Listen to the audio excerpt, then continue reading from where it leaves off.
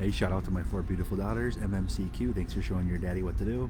I just want to keep everybody aware in the United States of America, every 40 seconds, a child goes missing. And it partly has to do with this next thing I'm going to go over. It's the expression called, we schooled you, okay? We schooled you, okay? That's English adage for we beat you. So keep that in mind. This is the reason why you hear sports teams or somebody, your opponent, they'll say, "Oh, I schooled you," or "We schooled you." Okay, that's an old English term that is literally related to our schooling system, and that is how they beat us. As sad as it sounds. Okay, now all Americans, I know you have at least one thing that you would change about the schooling system. You never thought that one of them could be was, well, let's stop getting schooled. Okay, let's stop getting beaten in the schools. Okay, we have to we really have to examine our curriculum of what we're being taught. Okay, and one before I would teach any kid or young kid a new imprint, a new educational imprint on their neural circuit, okay, I would ask where the information came from, who produced the information, who came up with the set of symbols, okay, who came up with the number system. Okay, for example, I can tear down our number system just with our money supply. For example, a $100 bill has two zeros after it.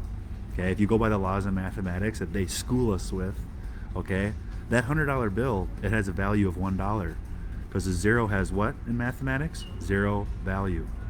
Anytime you add a zero after a number, okay, before the decimal point, that has zero value. Even after the decimal point, it has zero value.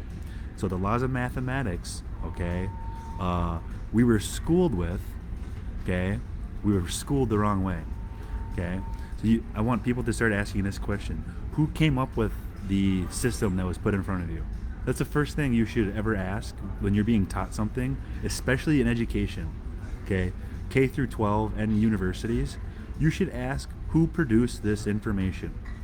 That's the number one thing you should ask. Okay, it doesn't matter what information you're being presented. You should have the right to know who produced this information and who's putting it in front of you. Okay, so I'm going to finish my blog article here and keep this one short, hopefully. At an early age, okay, the modern school system separates a child from the family. And this is sometimes before a child can even walk. Okay, it seems the intent for this is this separation is to mold our children into the next future generation of modern day working class slaves. That's all we are. If you have a social security number and you work a job, when you go sign up for that job, you're going to sign a contract, and in the fine print it says master and servant agreement in the very fine print. That's basically you signing over you're going to be a slave for that company. As simple as the terms, okay? A serf, a slave, okay?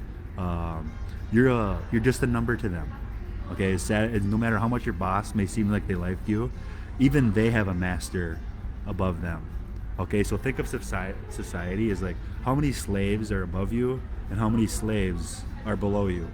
That's the modern day working class society. It doesn't matter how much money you have, okay? If you have to work, okay, you're part of the working class slave system. And it was designed by our framers, okay? It was designed this way by, there's many different acts, but mainly the Northwest Ordinance of 1787.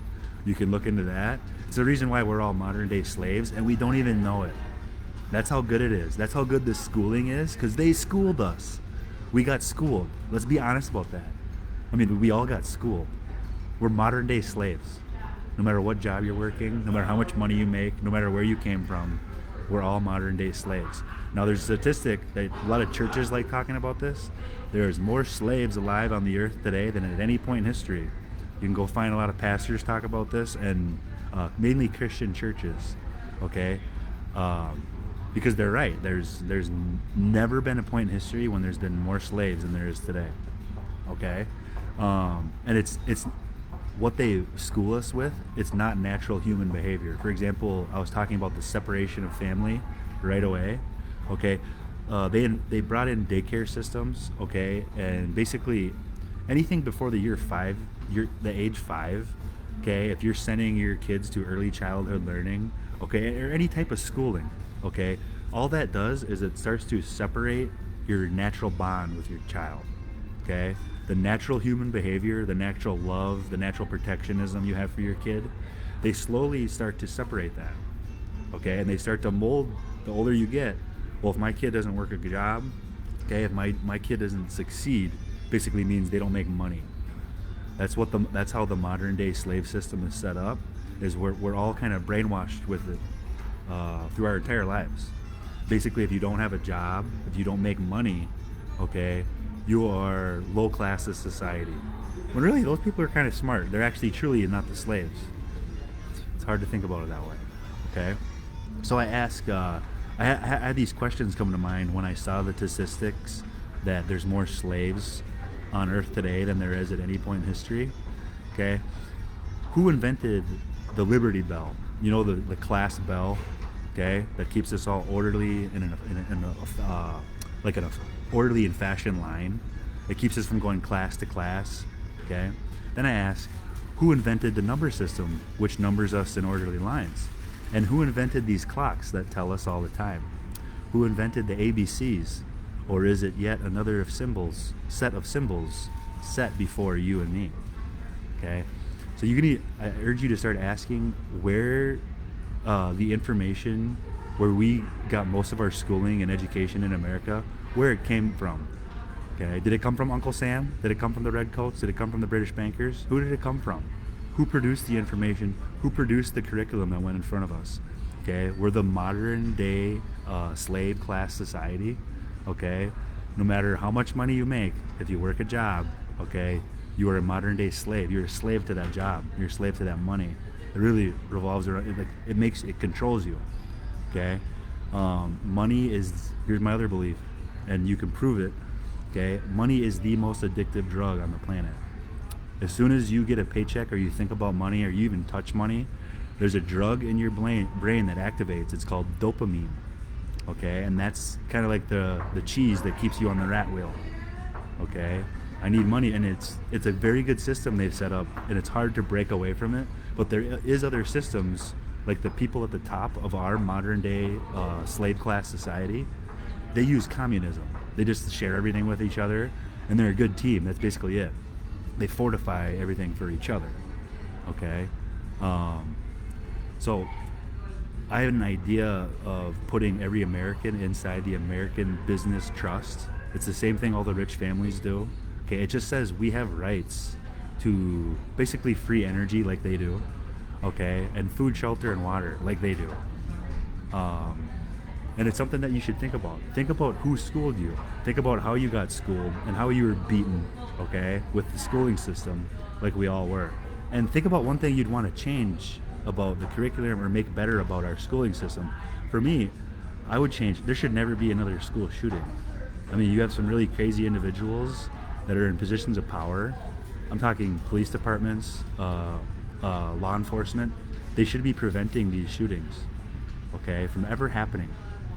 Okay, that's why we put police officers in schools after Columbine, is to prevent another school shooting from never happening again.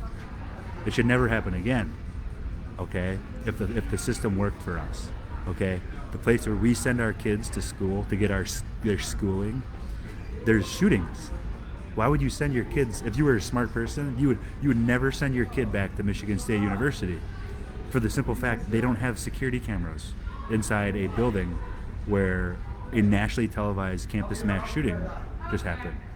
So they're telling everybody, we don't care what happened to those kids. We don't even care if another shooting happens. We're going to do it our way. Okay? So think about that. Kids that go to Michigan State University, or parents that willingly send your kids back to basically the Latin term for campus is a battleground. That's what it is. I mean, and it's not just Michigan State University. It's any school, okay, that's had a school shooting inside of it.